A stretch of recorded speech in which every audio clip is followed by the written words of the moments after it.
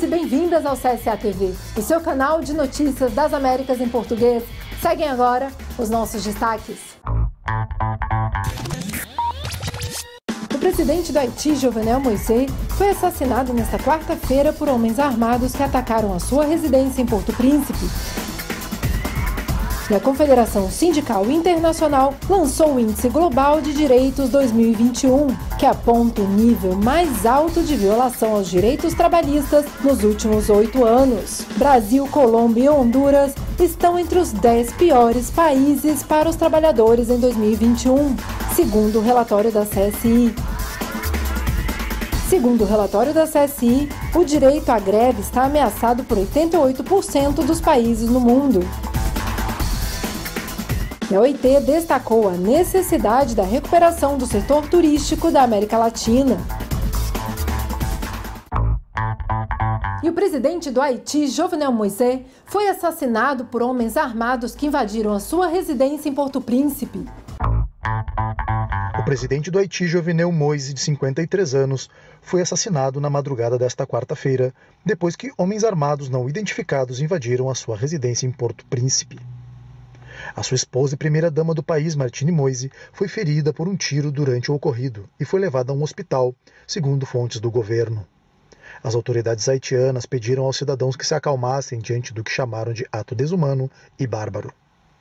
Esta manhã, a 1h da madrugada do dia 7 de julho, um grupo de pessoas não identificadas que falavam em espanhol e inglês assassinou o presidente da República. O presidente morreu em decorrência dos ferimentos, diz o comunicado do governo. O ataque foi supostamente executado por um grupo de comando composto por elementos estrangeiros.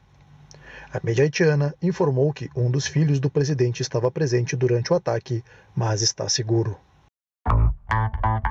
E a Confederação Sindical Internacional lançou o Índice Global de Direitos de 2021.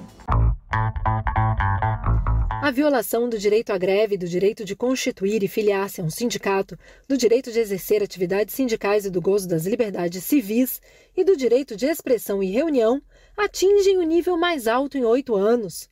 Essas são algumas das informações fornecidas no Índice de Direitos Globais da Confederação Sindical Internacional 2021. O índice documenta como governos e empregadores tiraram o proveito da pandemia para demitir trabalhadores por exporem informações vitais sobre a disseminação do vírus nos locais de trabalho, violar direitos de negociação coletiva, aumentar a vigilância dos trabalhadores, prejudicando o direito à privacidade e restringir a liberdade de expressão e reunião. Entre os 10 piores países para trabalhadores em 2021, 3 são do continente americano: Brasil, Colômbia e Honduras. Diante desse cenário, Rafael Freire, secretário-geral da CSA, declarou: a CSA denunciou e continuará denunciando ameaças e ataques a dirigentes sindicais, massacres de dirigentes populares e ativistas de direitos humanos. Porque há tanta maldade contra os nossos povos? Os direitos humanos têm sido constantemente violados na nossa região.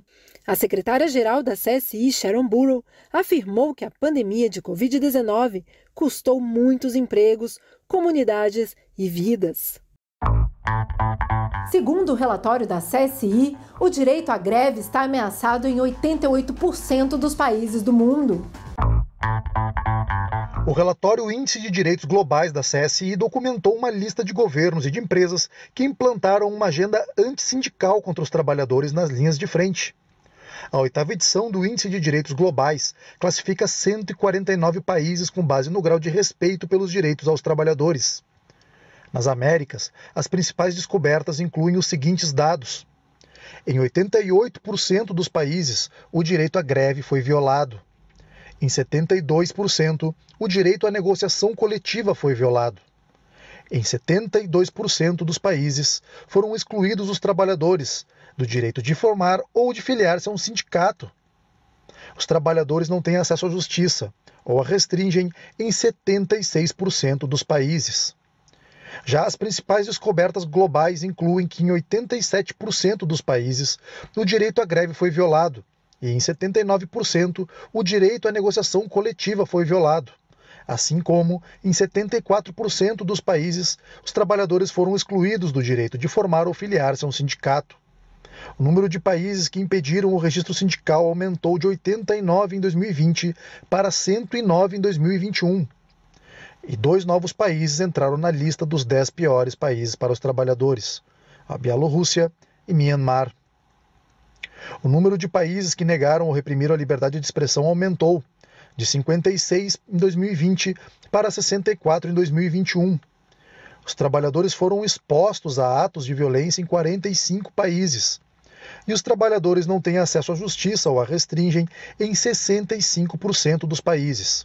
Houve prisões e detenções de trabalhadores em 68 países e sindicalistas foram assassinados em 6 países: Brasil, Colômbia, Filipinas, Guatemala, Myanmar e Nigéria.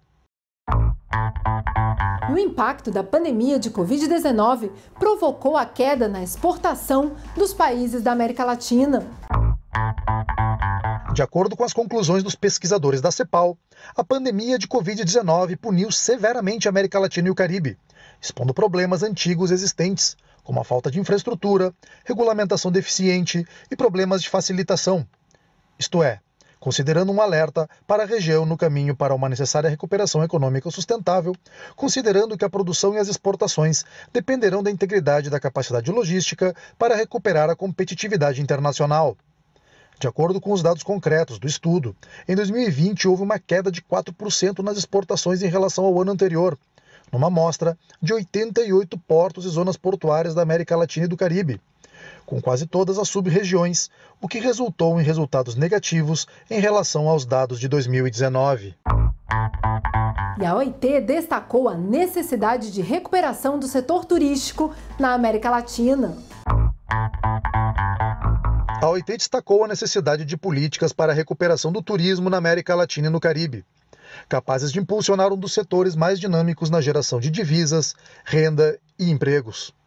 O diretor regional da Organização Internacional do Trabalho, Vinícius Pinheiro, lembrou que a indústria do lazer foi duramente atingida pela crise gerada pela pandemia de Covid-19, onde houve uma acentuada redução dos postos de trabalho no segundo trimestre de 2020. A perda de empregos no setor de hotelaria e restaurantes na América Latina e Caribe atingiu 44,7%.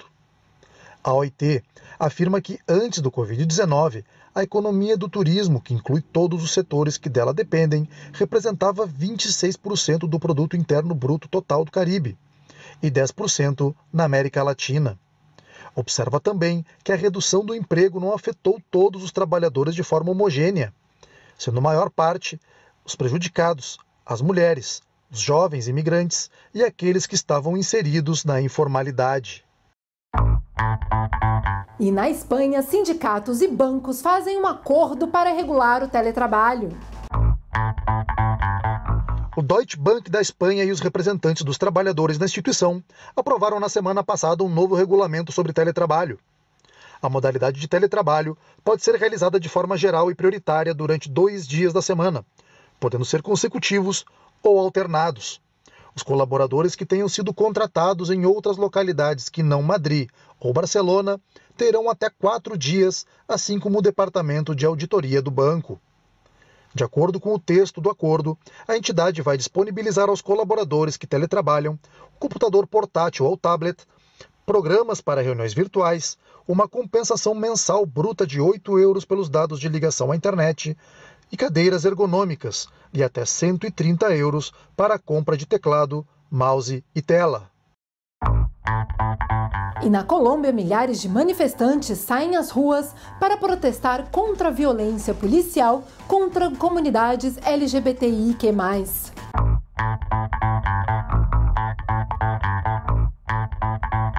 Milhares de cidadãos saíram neste domingo para protestar nas ruas da Colômbia para comemorar o mês do orgulho e rejeitar a violência que a comunidade LGBTQI+, tem sido vítima desde 2020 e já custou a vida de 98 pessoas, de acordo com a ouvidoria. A marcha foi realizada em cidades como Bogotá, Medellín e Cali, onde as manifestações contaram com as apresentações de grupos musicais que acompanhavam os cidadãos. De acordo com o último relatório da ONG Colômbia Diversa, publicado no início deste ano, 106 pessoas LGBT foram assassinadas no país em 2019 e 75 em 2020. O relatório da Colômbia Diversa também informa que 448 pessoas LGBT sofreram algum tipo de violência entre 2019 e 2020 e que as vítimas desse grupo de violência policial atingiram 477 pessoas no ano passado.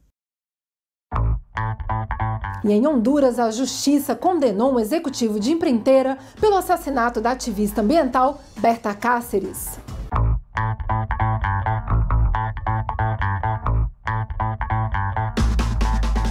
Considerada como uma vitória do povo, a condenação do hondurenho Roberto David Castilho pelo assassinato em 2016 da ambientalista Berta Cáceres gerou a manifestação dos familiares da vítima, que exigiram o cancelamento da concessão da hidrelétrica de Águas Arca.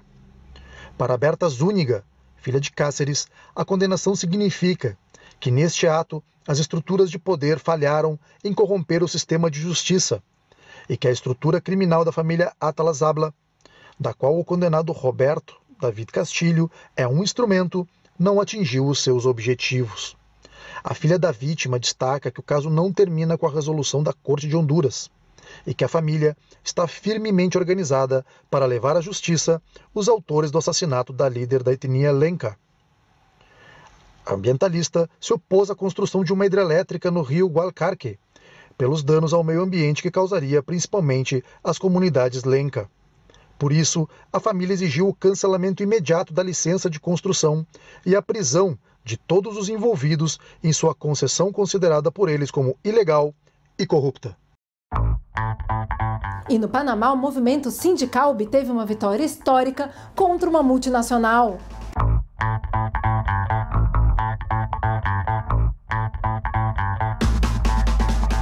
O movimento sindical panamenho conquistou uma vitória histórica da classe trabalhadora contra uma empresa dirigida por uma transnacional que está presente em 7 países do continente. A Confederação da Convergência Sindical dos Trabalhadores do Panamá informou que os negociadores do Sindicato Industrial dos Trabalhadores da empresa Blue Star, CTA, da transnacional Lácteos Hondurenhos, chegaram a um acordo que estabelece um reajuste salarial de 4,5% ao ano e que chega a 18% em 4 anos para todos os trabalhadores e trabalhadoras da empresa. O acordo fortalece o direito à greve e a negociação coletiva como instrumentos fundamentais da ação sindical e foi alcançado 2 dias após as ameaças do governo de impor uma arbitragem ilegal a pedido da classe empresarial para eliminar o direito à greve. O novo acordo coletivo, com mais de 100 cláusulas, é um benefício a todas as trabalhadoras e trabalhadores das empresas e seus familiares. Eduardo Gil, secretário da Convergência Sindical do Panamá, explica que a negociação abre um precedente histórico para a classe trabalhadora panamenha. E ainda no Panamá, milhares de trabalhadores se manifestam contra o governo.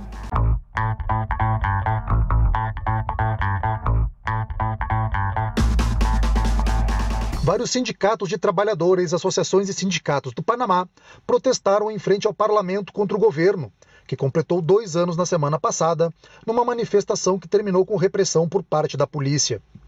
Segundo Saúl Mendes, presidente do Sindicato da Construção do Panamá, é um governo que está roubando junto a los empresários.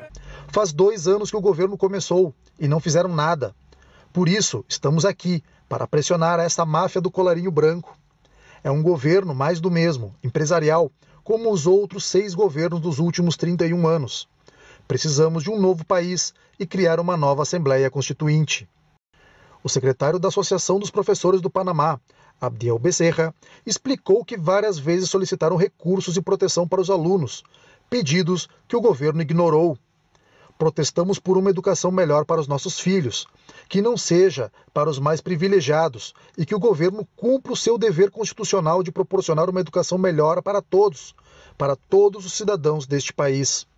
A manifestação decorreu pacificamente, até que a polícia tentou dispersar os presentes com bombas de gás lacrimogênio. Não há registros de pessoas que foram presas no episódio. E no Brasil, milhares de pessoas participaram das manifestações do 3 de julho contra o governo Bolsonaro.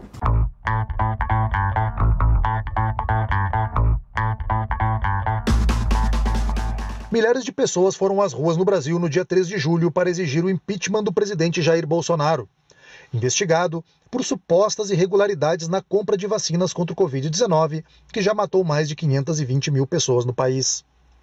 As manifestações ocorreram de forma pacífica e ocuparam as ruas de centenas de cidades do Brasil. Nos últimos dias, até mesmo partidos progressistas e grupos conservadores se juntaram contra o governo de Jair Bolsonaro. As crescentes suspeitas de corrupção na compra de vacinas, que serão investigadas pela Procuradoria-Geral da República, e o negacionismo de Bolsonaro levaram a oposição a oficializar um super pedido de impeachment, pressionando ainda mais o presidente da Câmara dos Deputados, Arthur Lira. As suspeitas de corrupção do governo estão relacionadas à compra da vacina indiana Covaxin, em um contrato de 320 milhões de dólares que o Brasil pagaria por meio de uma empresa sediada em Singapura, que não estava contemplada no contrato. A CPI do Senado Federal, que investiga a gestão da pandemia pelo governo, afirma ter indícios de que o presidente ignorou informações que lhes foram dadas pelo deputado Luiz Miranda, do Democratas, sobre irregularidades na operação, que só foi suspensa quando essas suspeitas foram reveladas. Nesse sentido, o Supremo Tribunal Federal autorizou a Procuradoria-Geral da República a abrir uma investigação criminal contra Bolsonaro. Além da Covaxin, o cabo Luiz Dominguete confessou ter tentado vender ao governo 400 milhões de doses da vacina AstraZeneca, o que para muitos foi uma tentativa de desviar o foco das investigações da CPI a mando do próprio governo de Jair Bolsonaro. E o governo dos Estados Unidos divulgou a geração de 850 mil empregos. Essa e outras notícias no próximo bloco.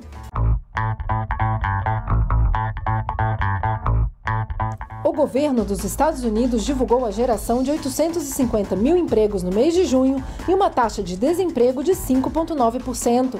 O país busca a recuperação dos impactos da pandemia de Covid-19 na economia e na geração de empregos.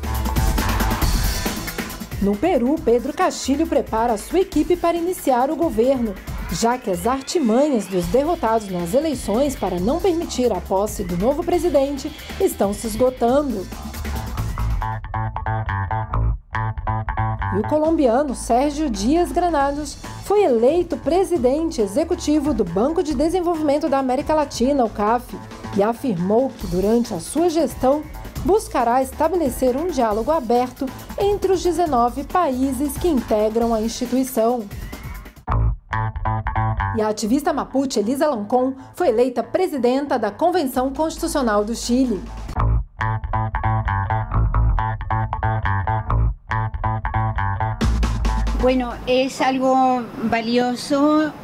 Bom, é algo valioso em termos históricos porque, como sabem, as mulheres no mundo, sobretudo na sociedade ocidental, têm sido afetadas pelo patriarcado.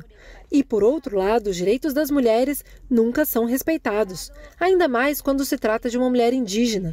A indígena sofre mais discriminação pela sua condição social e econômica, e também por ser mulher. Então, o fenômeno da minha eleição também é um produto das vozes de tantas outras mulheres que ecoaram no Chile numa só voz, contra o patriarcado que violenta os direitos das mulheres. E no Peru, a descoberta arqueológica que mudou a narrativa histórica do país, conhecida como Senhora de Cal, completa 15 anos.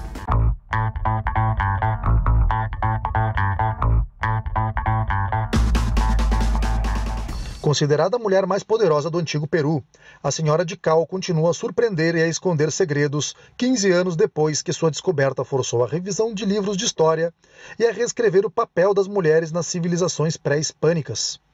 Segundo o arqueólogo peruano Regulo Franco, creo que aí é onde cambiou nossa história. A descoberta permite reescrever a história e revela o importante papel da mulher no desenvolvimento da sociedade peruana. Por 1.700 anos, esta mulher, de categoria quase semidivina, esteve escondida em uma luxuosa tumba de Huaca, em Cal Viejo, dentro do complexo arqueológico El Brujo, a cerca de 60 quilômetros da cidade de Trujillo, no litoral norte do Peru. Lá, ela havia sido enterrada com as suas riquezas e joias, na companhia de 5 indivíduos, incluindo 2 padres, 2 tutores e um adolescente, em uma sala de 275 metros quadrados extraordinariamente decorada com murais que apresentam a cosmologia Moche, em que aparecem diferentes divindades como felinos e peixes. Quando a tumba foi encontrada, nenhum dos arqueólogos pensava que a personagem encontrada fosse uma mulher. O arqueólogo observa que era um mistério, que estava lá dentro, até que meses depois nos deram a feliz notícia de que era uma mulher. E isso mudou a nossa história. Por ocasião do 15º aniversário da descoberta, a Fundação Viais publicará este ano um livro contando a história, com detalhes sobre os estudos e pesquisas realizadas até o momento, com as teorias e hipóteses de 15 especialistas. E o Museu Nacional da Costa Rica recuperou peças de grande valor histórico e cultural.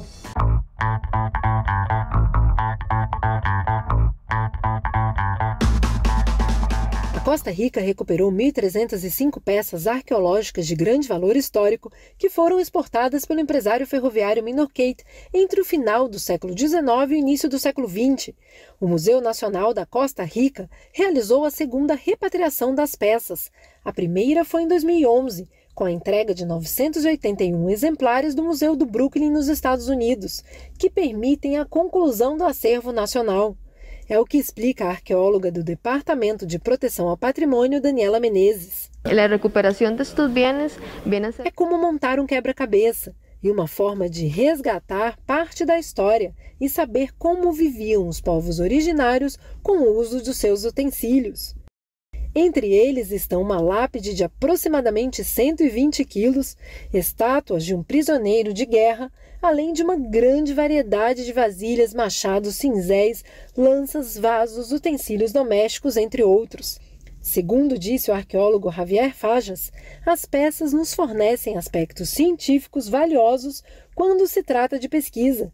Existem recipientes simples e pequenos que foram feitos aproximadamente entre 300 e 500 d.C.